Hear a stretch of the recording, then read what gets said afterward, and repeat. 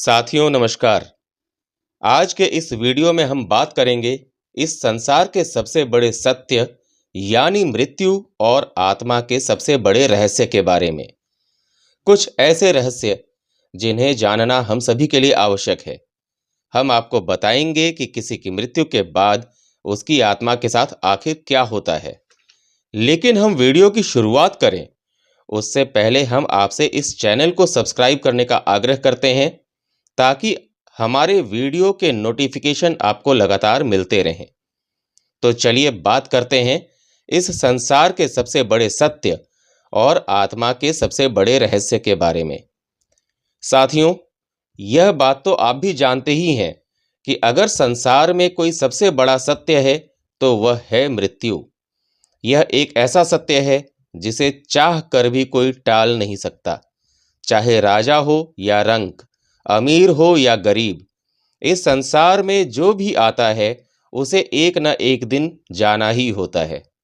लेकिन क्या आप जानते हैं कि जब हमारी आत्मा इस नश्वर शरीर को छोड़ देती है तो फिर उसके साथ क्या होता है? आपने सनातन धर्म यानी हिंदू धर्म में देखा होगा कि जब भी कोई इस दुनिया को छोड़कर जाता है तो उसके शव का अंतिम संस्कार यानी दाह संस्कार किया जाता है। लेकिन क्या आपने कभी सोचा है कि अंतिम संस्कार के बाद उस मृत आत्मा के साथ क्या होता है? आज के इस वीडियो में हम आपको गरुड़ पुराण के अनुसार इसी प्रश्न का उत्तर देने का प्रयास करेंगे। गरुड़ पुराण में बताया गया है कि मृत्यु के बाद यमलोक से 2 यमदूत धरती पर पहुंचते हैं और फिर मात्र 24 घंटों के लिए उस आत्मा को अपने साथ यमलोक ले जाते हैं। इन 24 घंटों में मृतक के परिजन उसके शरीर का अंतिम संस्कार और क्रियाकर्म संबंधी अन्य कार्य करते हैं। इस बीच आत्मा को यमलोक में उसके द्वारा किए गए कर्म दिखाए जाते हैं। यह सब कुछ एक चलचित्र यानी फिल्म या सिनेमा की तरह होता है।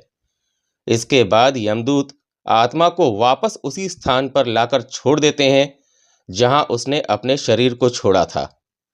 इसके बाद 13 दिनों तक वह आत्मा अपने परिजनों के बीच ही रहती है। लेकिन इस बीच न तो कोई उसे देख पाता है और न ही वह आत्मा किसी को अपनी पीड़ा बता पाती है। इन 13 दिनों में उसके परिजन उस आत्मा की शांति के लिए यथासंभव हर काम करते हैं, जिनमें ब्रह्मभोज और पिंडदान जैसे कार्य भी शामिल होते हैं। इसके बाद फिर से वह आत्मा यमलोक के लिए चल पड़ती है। इस बीच आत्मा को 3 अलग अलग मार्ग दिखाए जाते हैं। अब उस आत्मा को इनमें से किस मार्ग पर भेजा जाएगा यह उसके जीवन में किए गए कर्मों के अनुसार ही निर्धारित होता है।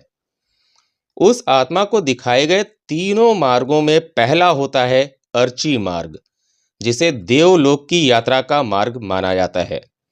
दूसरे मार्ग को धूम मार्ग यानी पितृलोक का मार्ग कहा जाता है और तीसरा मार्ग होता है उत्पत्ति विनाश मार्ग यानी नर्क की यात्रा पर जाने का मार्ग। अपने पाप और पुण्य को निर्धारित समय तक भोगने के बाद आत्मा को फिर से शरीर मिलता है, लेकिन उसे कौन सा शरीर मिलेगा यह भी उसके जीवन में किए गए कर्मों पर ही निर्धारित होता है। इतना ही नहीं, मृत्यु के बाद आत्मा को यमलोक के मार्ग में कई प्रकार की बाधाओं का सामना भी करना पड़ता है। इन्हीं बाधाओं में से एक है यमलोक के मार्ग में पड़ने वाली वैतरणी नदी। ऐसा माना जाता है कि पुण्य आत्मा इस नदी को बड़ी ही आसानी से पार कर लेती है, लेकिन पापी आत्मा इस नदी में बुरी तरह से प्रताड़ित होती है। गरुड़ पुराण के अनुसार मृत्युलोक और यमलोक के बीच में स्थित वैतरणी नदी में पापी आत्मा को बहुत ही भयंकर सजा भोगनी पड़ती है। इस नदी का रक्त रूपी जल कीटाणु और वज्र के समान सूंड वाले जीवों से भरा रहता है। साथ ही इस नदी में घड़ियाल, मगरमच्छ और इनके जैसे अनेक हिंसक और मांसभक्षी जलचर भरे होते हैं। जैसे ही पापी आत्मा इसमें प्रवेश करती है वह 12 सूर्य के बराबर की गर्मी से तपने लगती है। इससे वह आत्मा बुरी तरह तड़पने लगती है और रो रो कर माफ़ी मांगने लगती है। जब उससे यह ताप बर्दाश्त नहीं होता, तब वह दुरात्मा उस भयंकर रक्त रूपी जल में डुबकी लगाने लगती है। साथियों, जिन लोगों ने अपने जीवन में गलत कर्म और पाप किए होते हैं, उन्हें नरक भेजा जाता है। दूसरी ओर जो अच्छे कर्म करते हैं, उन्हें स्वर्ग की प्राप्ति होती है। बुरे कर्म करने वालों को नरक में बहुत ही कठोर रूप से दंडित किया जाता है, जबकि अच्छे कर्म करने वालों को स्वर्ग में सभी तरह की सुख सुविधाओं के साथ रखा जाता है। गरुड़ पुराण के अनुसार जिन आत्माओं को स्वर्ग में स्थान मिलता है, उन्हें यमराज स्वयं अपने भवन से स्वर्ग के द्वार तक छोड़ने जाते हैं।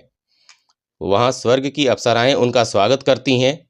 वहीं जो लोग केवल अपने बारे में सोचते हैं और जीवन भर दूसरों के साथ छल कपट करते हैं, दूसरों की चीज़ों को हड़पते हैं और किसी दूसरे का हित नहीं करते, उन्हें नरक में स्थान मिलता है। आपको बता दें कि गरुड़ पुराण में अलग अलग तरह के नरकों का भी वर्णन किया गया है, जहां मृत आत्माओं को उनके कर्मों के आधार पर पापों का दंड अलग अलग तरीके से भोगना पड़ता है। नरक में उन लोगों को भी जगह मिलती है जिन्होंने अपने जीवन में दूसरों की संपत्ति हड़पी होती है। यहाँ उन्हें तब तक मारा जाता है और प्रताड़ित किया जाता है जब तक वे बेहोश ना हो जाएं। दोबारा होश में आने के बाद फिर से उन्हें इसी तरह लहूलुहान किया जाता है। यह सिलसिला तब तक चलता रहता है जब तक उनकी सजा का समय समाप्त न हो जाए। अलग अलग तरह के नरकों में से एक होता है कुंभी पाकम नरक। इस नरक में ऐसे शिकारी लोगों की आत्माओं को लाया जाता है जो अपने शौक के लिए जानवरों को मारते हैं और उनकी हत्या करते हैं। यहाँ उनके इस कर्म की सजा के रूप में उन्हें खौलते तेल में उबाला जाता है। इसी प्रकार नरक का एक प्रकार होता है असितापत्रम नरक। इस नरक में उन पापी आत्माओं को धकेला जाता है जो अपने कर्तव्यों से मुंह मोड़ते हैं और अपनी जिम्मेदारियों को पूरा करने के बजाय उनसे भागते हैं।